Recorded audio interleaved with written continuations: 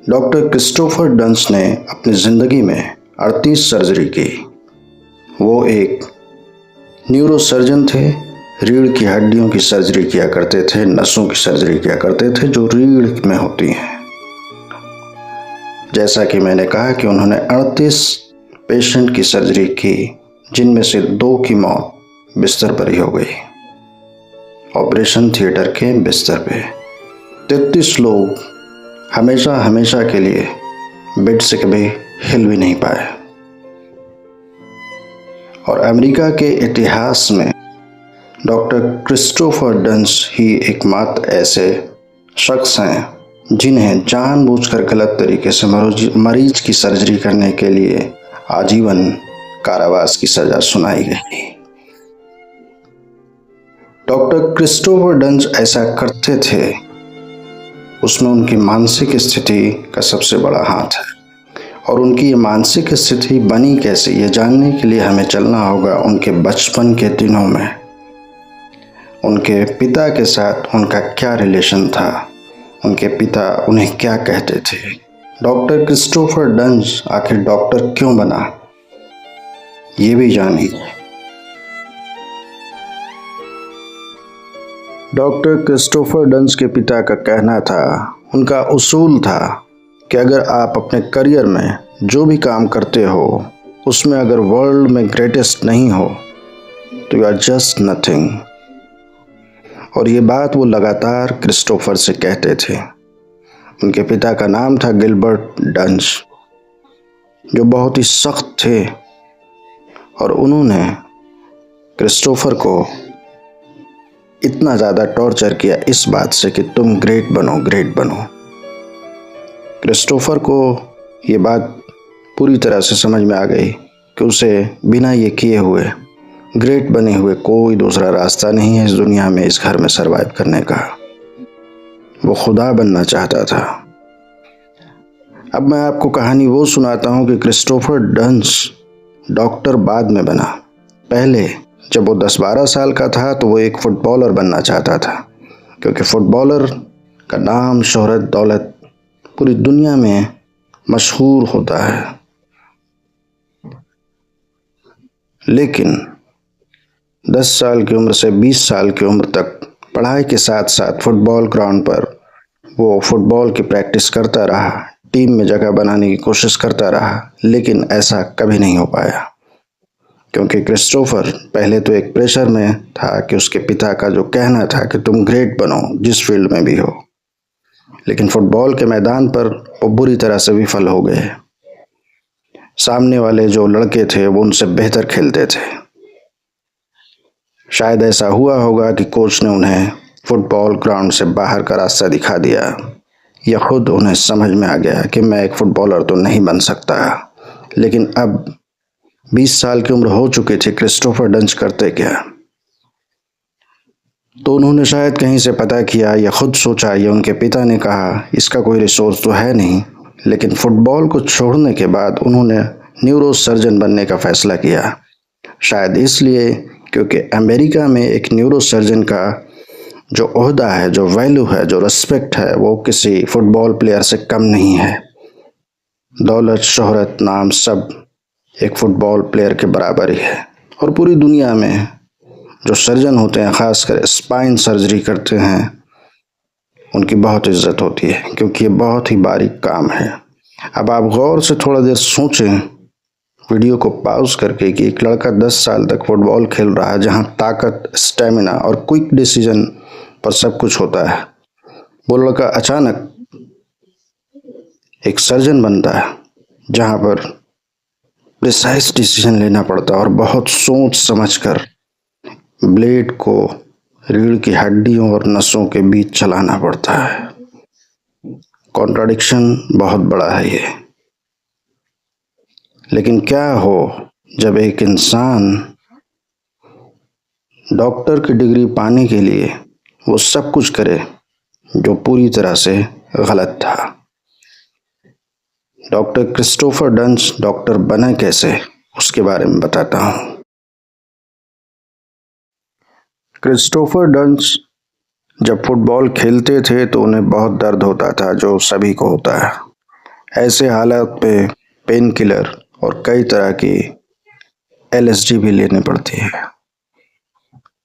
Christopher cocaine का आदी बन चुका था 20 साल की उम्र तक।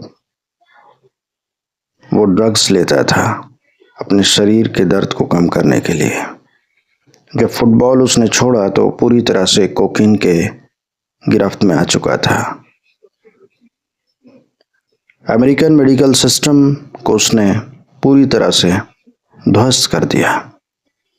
ये अमेरिकन मेडिकल सिस्टम ही समझी इस बात को कि एक कोकीन लेने वाले लड़के को उसने एडमिशन दिया। एक सर्जन बनने के लिए एक इंसान को कम से कम 1000 सर्जरी अपने सीनियर डॉक्टर के साथ खड़े होकर प्रैक्टिकल करना पड़ता है, उसके बाद ही उसे डिग्री मिलती है। और इसमें जवानी के 10 से 15 साल जाते हैं। लेकिन क्रिस्टोफर डंच ने इस डिग्री को बहुत कम समय में कंप्लीट किया। जो समय था 4-5 साल का डॉक्टरी पढ़ने का, बस उतना ही। और एक सबसे बड़ा रूल उसने तोड़ा कि मैंने बताया कि 1000 सर्जरी करनी पड़ती है under the supervision of senior doctor who are well to do spine surgery. लेकिन डॉक्टर क्रिस्टोफर डंच ने 50-60 सर्जरी में हिस्सा लिया था और उसे एक सर्जन की डिग्री मिल गई थी। अमेरिका के टेक्सास में 2 या 3 अस्पतालों में उसने ये 38 सर्जरियां की, जिसमें से 2 लोग मर गए, 33 लोग हमेशा के लिए बिस्तर में कैद हो गए। उसने अपने सबसे क्लोजेस्ट फ्रेंड का सर्जरी किया था। जानबूझकर उसने पैरालाइज्ड किया उसे भी। उसकी कहानी भी मैं बताऊंगा। सोचिए कि एक इंसान दुनिया का ग्रेट बनने के लिए, खुदा बनने के लिए कितना वहशी हो गया। फुटबॉल ग्राउंड पर जो फेलियर उसे मिला, उस फेलियर के दर्द को मिटाने के लिए वो दूसरों को ऑपरेशन थिएटर में लेटाकर पैरालाइज्ड करता था। और मरीज जब होश में आते तो उसे बड़े अच्छे से प्यार से बात करता, कहता कि अब आप बिल्कुल ठीक हो चुके हैं।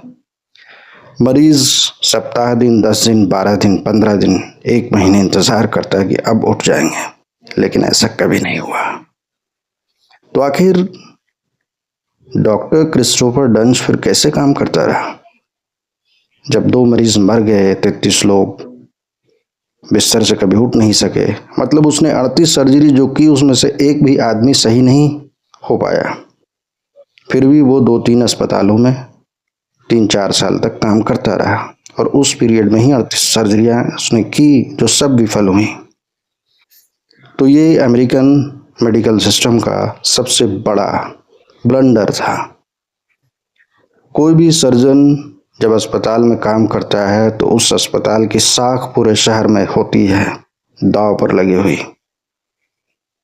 जहां अस्पताल वालों को उसे सस्पेंड करना था, उसकी डिग्री छीन लेनी थी, ब्लैकलिस्टेड कर देना था, वहां पर वो ना उससे रिजाइग्नेशन लेते थे, ना ही उसे सस्पेंड करते थे, ना ही उनकी डिग्री छीनते थे। बस सिंपल वो उसे ये लिखवा लेते थे कि अभी अस्पताल में काम नहीं कर रहे हैं और इनके गलती से मरीज का ऑपरेशन खराब नहीं हुआ, किसी और कारण से हुआ। सभी ने क्लीन चिट दिया और वो उसी एक्सपीरियंस सर्टिफिकेट को लेकर दूसरे अस्पताल में, तीसरे अस्पताल में काम कर 38 लोगों की जिंदगी को खराब किया उसने। तो ये कहानी थी डॉक्टर क्रिस्टोफर डंच की। सारांश ये निकलता है कि बचपन में जो बातें माता पिता हमसे कहते हैं वो बात बच्चे के मन में घर कर जाती है, और जब वो विफलता देखता है तो डॉक्टर डंच जैसा हैवान भी बन जाता है। डॉक्टर क्रिस्टोफर डंच की कहानी हमें ये सिखाती है कि हम जब पेरेंट्स बने तो अपने बच्चे को गौर से समझने और सोचने का वक्त दें कि वो करना क्या चाहता है, ना कि उस पर ये थोप दें कि तुम दुनिया के सबसे ग्रेटेस्ट बनोगे तभी दुनिया में तुम्हारा सर्वाइवल है। डॉक्टर क्रिस्टोफर डंच मानसिक रूप से डिस्टर्ब था। उसने एक लेटर भी अपने गर्लफ्रेंड को लिखा था, जो कोर्ट में ईमेल में पढ़ा गया, जिसमें उसने साफ साफ ये लिखा था कि मैं एक कोल्ड ब्लडेड मर्डरर बनूंगा, और उसने ऐसा किया। और इसी आधार पर उसे आजीवन कारावास की सजा मिली। यह अमेरिकन हिस्ट्री का सबसे पहला ऐसा केस है, यह दुनिया का भी हो सकता है, कि एक डॉक्टर को जानबूझकर गलत सर्जरी करने की सजा उम्र कैद मिली।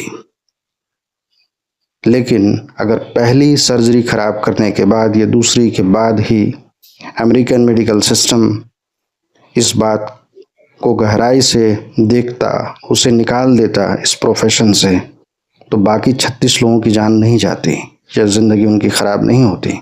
जान जाती मैं इसलिए कह रहा हूँ कि एक इंसान पीठ के दर्द से तड़प रहा है और उसका ऑपरेशन होता और वो पूरी जिंदगी और ज़्यादा दर्द से तड़पता है, क्योंकि जितनी ख़राब स्थिति उसकी अस्पताल में होती थी मरीजों की, वो उससे और भी बदतर कर देता था डॉक्टर क्रिस्टोफर डंच। तो सीख यही है कि अपने बच्चों का ख्याल रखें, उसे वो बनने दें जो वो बनना चाहता है, या आप जो बनाना चाहते हैं वो बनाइए, लेकिन उसे ये मत बताइए कि दुनिया में सबसे ग्रेट बनोगे तभी तुम इस दुनिया के लायक हो, अन्यथा बेकार हो तुम। आज क्रिस्टोफर डंच जेल में है। ये कहानी कब शुरू हुई कब खत्म हुई वो मैं स्लाइड में लगा दूंगा।